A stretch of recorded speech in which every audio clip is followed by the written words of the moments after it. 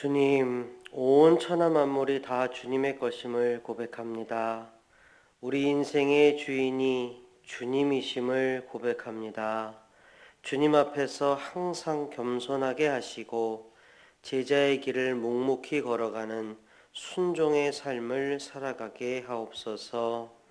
이 새벽 열과 성을 다하여 드리는 우리 예배 가운데 우리를 꼭 만나 주시고 꼭 필요한 은총과 평강을 나리어 주옵소서. 우리 주 예수 그리스도의 이름으로 기도합니다. 아멘. 우리 다 함께 찬송가 279장 찬양하시겠습니다.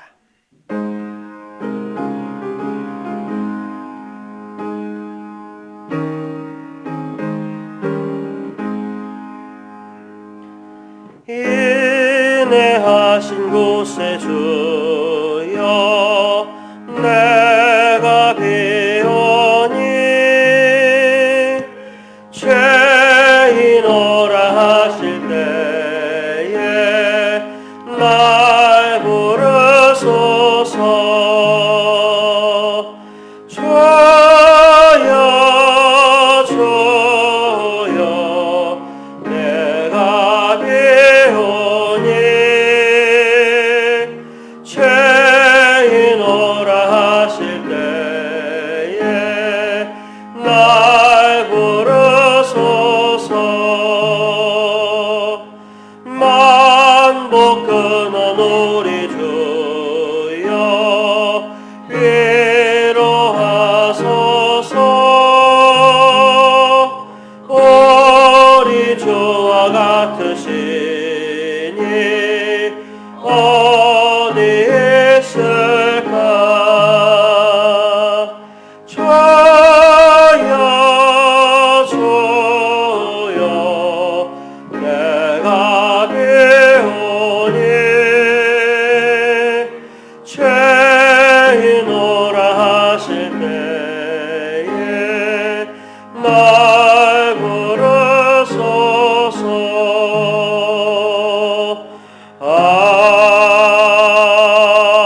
아멘. 이계주 장로님께서 기도 인도해 주시겠습니다. 모든 것에 주관자 되시며 다스리시는 하나님, 먼저 오늘 하루도 말씀 앞에 머리 숙여 기도할 수 있는 은혜 주시니 감사합니다. 여전히 미련하여 내 고집과 내 뜻대로 살아가는 어리석음을 긍휼히 여기시고 용서해 주옵소서. 거룩하신 하나님 아버지, 날마다 선한 길로 인도하시고 베풀어 주시는 은혜를 깨달아 주님 앞에 진실된 예배자의 삶으로 살아가게 하옵소서. 만나데이를 위해 집중 기도회로 온 성도 합심하여 기도로 준비하게 하신 은혜에 감사드립니다. 저희들이 힘써 주님의 사랑을 전하는 더욱 하나님 기뻐하시는 지체로 살아가기를 소망하오니 자비로우신 하나님 인도하여 주시옵소서. 병상에 있는 성도들의 그 간절한 기도를 응답해 주옵시고 능력의 주님 앞에 온전히 의지하며 나아갈 때 치유되고 회복되는 은혜가 임하게 하옵소서. 이 시간 생명의 말씀을 전해주실 이효섭 목사님, 하나님께서 주시는 힘과 능력으로 목회 사역을 잘 감당케 하시고 저희들은 심령마다 새 소망이 가득하게 하옵소서. 오늘도 살아 역사하시며 통치하시는 예수님의 이름으로 기도드립니다. 아멘. 이 새벽 우리에게 주신 하나님 말씀은 예레미야 애가 3장 19절부터 39절까지의 말씀입니다. 저와 한 절씩 교독하시고 마지막 절을 함께 읽도록 하겠습니다. 내 고초와 재난 곧 쑥과 담즙을 기억하소서. 내 마음이 그것을 기억하고 내가 낙심이 되오나 이것을 내가 내 마음에 담아 두었더니 그것이 오히려 나의 소망이 되었사옴은 여호와의 인자와 긍휼이 무궁하심으로 우리가 진멸되지 아니함이니이다. 이것들이 아침마다 새로우니 주의 성실하심이 크시도소이다. 내 심령에 이르기를 여호와는 나의 기업이시니 그러므로 내가 그를 바라리라 하도다. 기다리는 자들에게나 구하는 영혼들에게 여호와는 선하시도다. 사람이 여호와의 구원을 바라고 잠잠히 기다림이 좋도다. 사람은 젊었을 때에 멍에를 매는 것이 좋으니 혼자 앉아서 잠잠할 것은 주께서 그것을 그에게 메우셨음이라. 그대의 입을 땅의 티끌에 댈지어다. 혹시 소망이 있을지로다. 자기를 치는 자에게 뺨을 돌려대어 치욕으로 배불릴지어다.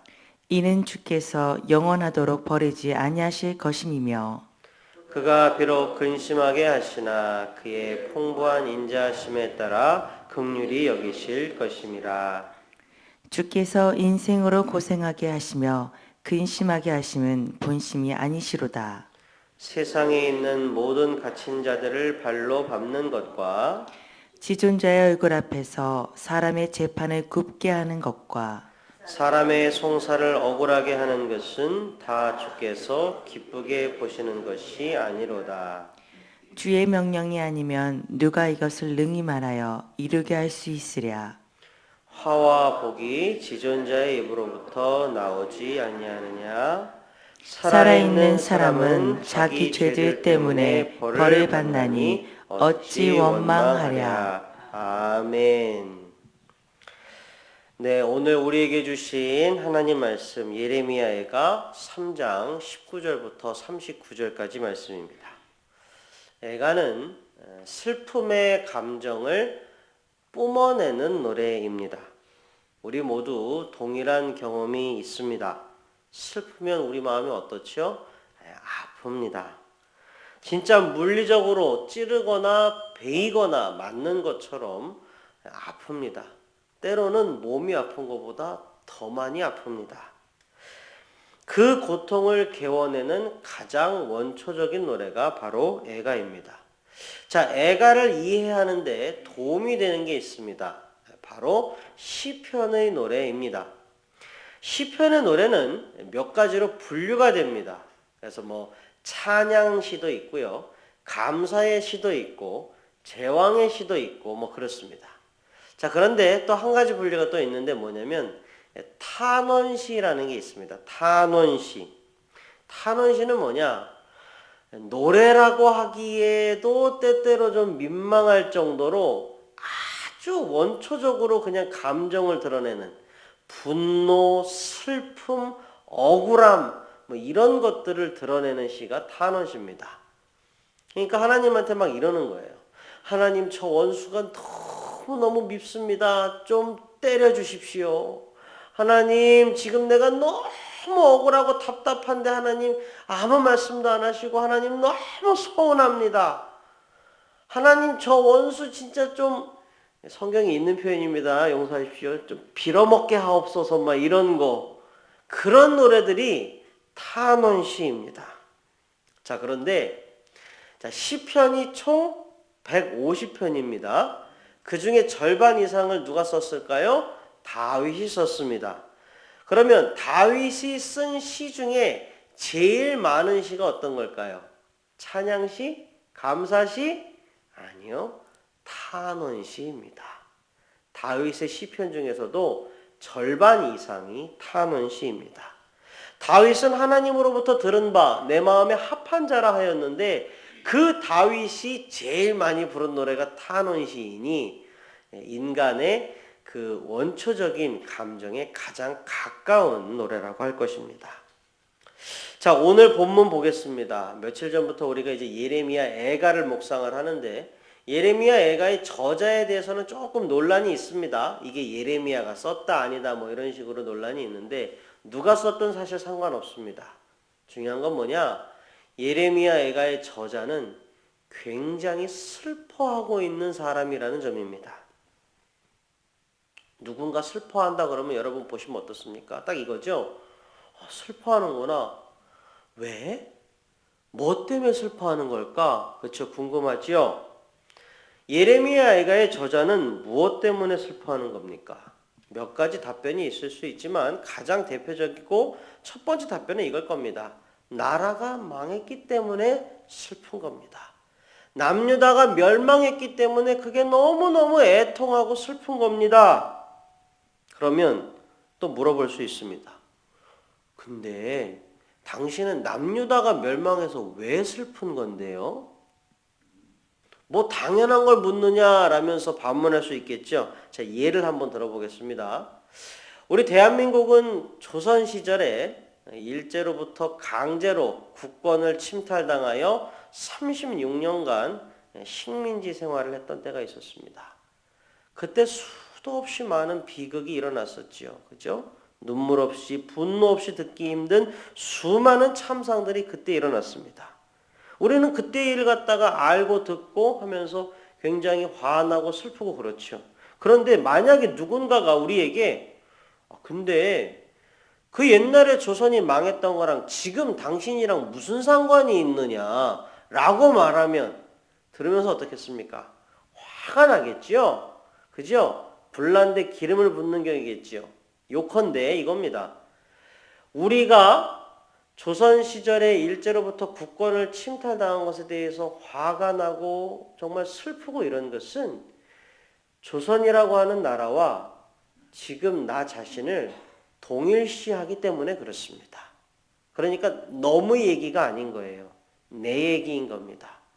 예레미야 애가의 저자도 마찬가지인 겁니다. 남유다가 망한 것은 너무 이야기가 아니라 내 이야기이기 때문에 애통한 겁니다. 자, 그런데 여기서 우리는 한 걸음 더 나가야 됩니다. 우리 빛과 소금의 가족 여러분들은 이 성경에 정통하신 분들이지 않습니까? 우리 한 걸음 더 나가야 됩니다. 남유다의 멸망은 근데 사실 지금 제가 말씀드린 그러니까 그 멸망한 나라와 자기 자신을 동일시해서 정말 슬프고 분노하고 뭐 이런 거 이상의 의미가 있습니다. 그것을 알아야 예레미야 애가의 묵상이 깊이를 더할 수 있습니다. 자, 이스라엘 백성들, 그러니까 북이스라엘이든 남유다이든 할 것 없이 우리 이제 히브리인들이라고 공통으로 불러보겠습니다. 그 히브리인들에게는요, 공통의 생각과 정서가 이 마음속에 있었습니다. 깊이 뿌리를 내리고 있었던 공통의 정서가 있었어요. 그게 뭐냐? 바로 선민의식입니다. 한자로 택할 선, 백성민. 쉽게 말해서 우리는 택함을 받은 민족이다. 우리는 하나님의 택하심을 받은, 선택을 받은 민족이다라는 그 선민의식이 히브리인들의 공통의 정서였습니다. 굉장히 그 뿌리 깊이 자리 잡고 있는 정서이고 생각이었고 이것이 그들의 민족적 자긍심의 근원이었습니다. 자, 그러면 이 선민의식이 어디서 시작되었느냐? 성경학자들의 의견이 거의 일치합니다. 신해산 강림 사건을 그 시초로 봅니다. 자, 온 민족이 이제 출애굽을 해갖고서는 출애굽을 딱 해갖고 신해산에 딱 도달했지요. 온 민족이 보는 가운데 하나님께서 신해산에 꽝꽝꽝 하면서 강림하셨지요. 자, 거기에서 너희는 내가 택한 백성이다라고 하는 징표도 하나 받았습니다. 무려 하나님께서 친히 새겨주신 십계명이 새겨진 돌판이었습니다. 그러한 사건을 겪으면서 온 민족들 안에 야, 우리는 하나님의 택하심을 받은 민족이다라고 하는 선민의식이 자리 잡았는데 자, 이 선민의식이 뿌리째 뽑혀나가고 산산조각이 나는 사건이 발생했으니 그게 바로 북이스라엘의 멸망이요 남유다의 멸망이요 더 특정해서 말하면 뭐냐? 성전의 파괴였습니다. 성전은 하나님께서 내가 내 이름을 거기에 두겠다라고 하신 곳이고 또한 하나님의 눈과 마음이 여기에 있으리라 하신 곳인데 그 성전이 돌 위에 돌 하나 남지 않게 완전히 부서졌습니다. 그러면 성전이 부서진 것이 이스라엘 백성들에게는 어떻게 인식이 되었을까요? 우리가 하나님으로부터 버림을 받았다라고 인식이 된 겁니다. 우리는 하나님의 택하심을 받은 백성이다라고 하는 선민의식이 뿌리째 뽑혀버린 어마어마한 사건이었던 겁니다. 나라가 망하고 성전이 파괴되고 선민의식이 뿌리째 뽑히고 이러한 어마어마한 일을 겪었으니 예레미야 애가라고 하는 슬픔의 노래가 당연히 나올 수밖에 없었던 겁니다. 자, 이제 이러한 이해를 바탕으로 우리 성도님들께서 애가를 묵상하시면 도움이 되실 텐데요. 자, 우리가 잘 알고 있듯이 칠흑 같은 어둠 속에서 빛은 더 환하게 빛이 납니다. 자, 19절부터 22절이 이렇게 기록을 합니다. 내 고초와 재난, 곧 쑥과 담즙을 기억하소서. 내 마음이 그것을 기억하고 내가 낙심이 되오나 이것을 내가 내 마음에 담아두었더니 그것이 오히려 나의 소망이 되었사옴은 여호와의 인자와 긍휼이 무궁하심으로 우리가 진멸되지 아니함이니이다. 너무 고통스러우니까 고통 속에서도 살아있는 것을 느끼면서 여호와의 인자와 긍휼하심, 그동안은 까맣게 잊고 있었던 여호와의 인자와 긍휼하심이 느껴진다라고 지금 말을 하는 겁니다. 그걸 갖다가 23절, 24절에서는 더 구체적으로 말합니다. 이것들이 아침마다 새로우니 주의 성실하심이 크시도소이다. 내 심령에 이르기를 여호와는 나의 기업이시니 그러므로 내가 그를 바라리라 하도다. 아멘. 자, 우리가 예레미야 애가를 묵상할 때 자주 도움이 되는 자료로 사용하는 게 있습니다. 2차 세계대전 당시에 600만 명의 유대인이 학살을 당한 그 홀로코스트 사건이지요. 근현대에 그 이상의 비극은 사실 찾아보기 힘듭니다. 그 잔혹한 홀로코스트 가운데 진짜 수많은 사람들이 죽었는데 나중에 보니까 아주 소수의 견뎌내고 살아남은 사람들이 있었던 겁니다. 그들의 이야기는요, 전 세계의 인류에게 놀라운 가르침과 깨달음을 주었습니다. 기자들이 이제 생존자들을 인터뷰를 한 거예요. 어떻게 살아남으실 수 있었습니까? 수많은 사람들은 그냥 죽었습니다. 근데 어떻게 당신은 생존할 수 있었습니까? 라고 물어보았습니다. 그런데요, 그들의 대답이 한결같이 동일했습니다. 희망을 잃지 않았습니다. 소망을 잃지 않았습니다. 그게 그들의 생존의 비결이었습니다.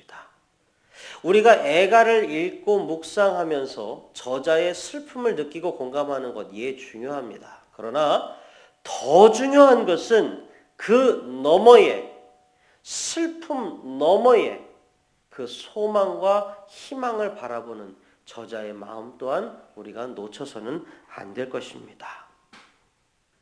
저자는 이러한 통찰을 바탕으로 독자에게 권면합니다. 32절, 33절에 이렇게 씁니다. 그가 비록 근심하게 하시나 그의 풍부하신 인자하심에 따라 긍휼히 여기실 것임이라. 주께서 인생으로 고생하게 하시며 근심하게 하심은 본심이 아니시로다. 아멘. 이 구절은 성경의 또 다른 구절을 떠올리게 합니다. 예레미야 29장 11절입니다. 여호와의 말씀이니라. 너희를 향한 나의 생각을 하나니 평안이요 재앙이 아니니라. 너희에게 미래와 희망을 주는 것이니라. 아멘. 사랑하는 성도 여러분, 우리는 성경 전체를 보는 눈이 필요합니다. 성경의 어느 한 부분을 읽고 묵상할 때에도 성경 전체의 맥락 안에서 보는 시야가 꼭 필요합니다. 많은 사람들이 인생의 무사태평을 바라며 기도합니다. 만사형통을 바라며 기도합니다. 정말로 진심으로 우리 성도님들 한 분도 아프시지 않고 어떠한 나쁜 일도 없고 그랬으면 좋겠습니다. 무사태평하고 만사형통했으면 좋겠습니다.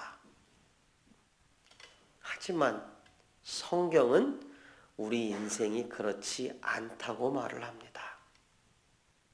그리고 이는 하나님께서 벌을 주신 것이 아니라 사람이 자초한 일임을 또한 적시하고 있습니다. 아담아, 하와야, 너희의 죄악으로 말미암아 땅이 저주를 받았나니 이제는 땅이 너희에게 가시덤불과 엉겅퀴를 낼 것이라. 그러므로 이제부터는 너희가 이마에 땀을 흘려야만 땅의 소산을 먹으리라. 하나님은 성경에서 우리가 본향집을 떠나온 순간부터 우리 인생의 본질이 고단함이라는 사실을 우리에게 들려주고 계십니다.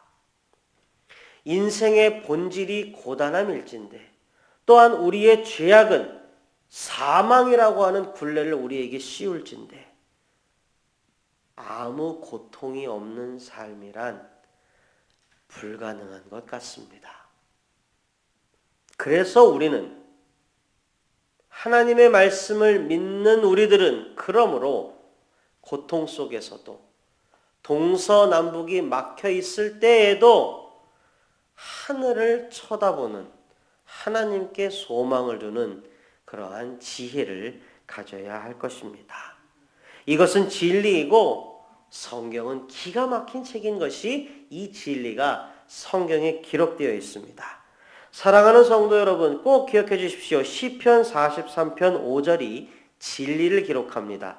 내 영혼아, 네가 어찌하여 낙심하며 어찌하여 내 속에서 불안해하는가? 너는 하나님께 소망을 두라. 그가 나타나 도우심으로 말미암아 내 하나님을 여전히 찬송하리로다. 아멘. 말씀을 맺겠습니다. 애가의 탄식은 우리로 하여금 깊은 어둠을 느끼게 합니다. 이 어둠은 세상의 무사람들 그 누구에게나 똑같이 드리울 수 있는 그런 어둠입니다. 그리스도인이든 비그리스도인이든 마찬가지이지요. 그러나 둘 사이에는 분명한 차이점이 있습니다. 그 어둠 속에서 어디를 바라보는가, 그리고 무엇을 생각하는지가 다릅니다. 애가를 묵상하며 그 슬픔과 고통에 공감하는 것도 필요합니다. 그리고 그보다 더 중요한 것이 있음을 꼭 기억해 주십시오. 어둠이 끝이 아닙니다. 그 어둠의 끝에 분명히 빛이 비추일 것입니다. 이 또한 지나가리라. 하나님의 말씀에 기록된 대로 하나님의 인자하심과 긍휼을 바라며 기도하시는 오늘 한날 되시기를 주님의 이름으로 축원드립니다. 이제 다 함께 우리 자녀들 수험생과 취준생들을 위한 기도문을 읽으신 후에 기도로 예배를 마치겠습니다. 함께 읽겠습니다. 시작. 변함없으신 하나님 아버지, 자녀들의 체력과 인내를 위해 기도합니다. 자녀들의 몸과 마음이 이 과정을 잘 감당할 수 있도록 강건하게 하시며 흔들리지 않고 꾸준히 나아갈 수 있는 지구력을 주옵소서. 힘들 때도 포기하지 않고 견디며 이 과정에서 하나님께서 주시는 평안과 위로를 경험하게 하여 주옵소서. 믿음으로 끈기 있게 목표를 향해 달려가는 선한 훈련의 시간이 되게 하옵소서. 기도하겠습니다. 하나님 아버지, 오늘 하루 주님께 집중하기를 소원합니다. 곁눈질하지 않고 두 마음 품지 않고 오직 표대가 되시는 주님을 바라보며 주님의 음성만을 찾으며 굳건한 그리스도인의 삶을 살아가게 하옵소서. 모든 역경과 환난 속에서도 주님 말씀 붙들고 결코 굴하지 않는 용기 있는 그리스도인으로 살아가게 하옵소서. 주님 앞에서 최선을 다하는 우리 모든 빛과 소금의 가족들에게 하나님의 인자하심과 긍휼이 가득하기를 소원하오며 이 모든 말씀 우리 주 예수 그리스도의 이름으로 기도합니다. 아멘.